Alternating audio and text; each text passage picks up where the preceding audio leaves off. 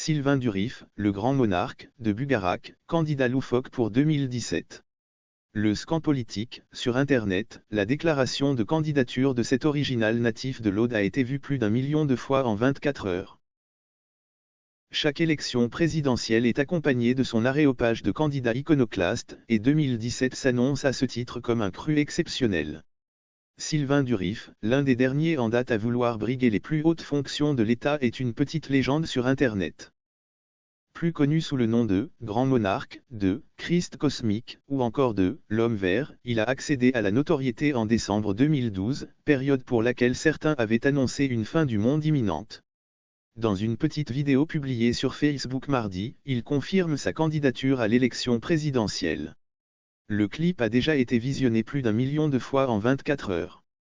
Ami, entend le souffle cosmique qui va révolutionner la France et les cœurs des Français, y assure-t-il.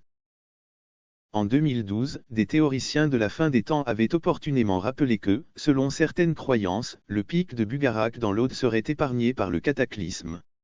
Une légende qui avait alors provoqué un engouement amusé de la presse internationale et des spéculateurs immobiliers pour le petit village avoisinant, peuplé de quelques 200 âmes.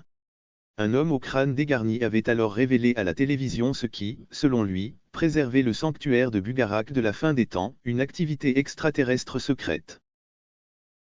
Sylvain Pierre Durif a depuis lors vu se développer une communauté de fans, avant tout animée par un esprit de moquerie. Il se revendique fondateur d'Elvita, organisation aux contours troubles qui doit instaurer une nouvelle gouvernance universelle. Interlocuteur des reptiliens et des Elarims, races extraterrestres avec lesquelles il affirme échanger régulièrement, l'Audois dénonce également l'emprise mondiale du complot Illuminati. Cette coalition secrète des puissants du monde contrôlerait selon lui l'humanité grâce à un dispositif électromagnétique et aurait tenté de recruter le Christ cosmique en 2008. Se revendiquant encore descendant de Saint-Pierre et des rois de France, ses pérégrinations de ces 5 dernières années l'ont notamment emmené à Rome, où il a solennellement demandé au pape de se retirer en sa faveur. Un montage grossier sur sa page Facebook le présente d'ailleurs en habits pontificaux. Un autre, cette fois sur sa page de candidat à la présidentielle, le présente désormais dans le costume de François Hollande, une soucoupe volante survolant l'Élysée. Un créneau du candidat iconoclaste très disputé. Très sérieux à ses débuts, Sylvain Durif a progressivement adapté sa communication pour satisfaire les très nombreux internautes qui le suivent et détournent ses interventions pour en rire, en jouant sur les codes incontournables du web, comme les vidéos de chats. Régulièrement freiné dans sa volonté de « sauver l'humanité » par le manque d'argent, il tente aujourd'hui de monnayer les interviews qu'il accorde pour plusieurs centaines d'euros, un objectif qui peut expliquer sa volonté de surfer sur l'élection pour accroître encore sa notoriété.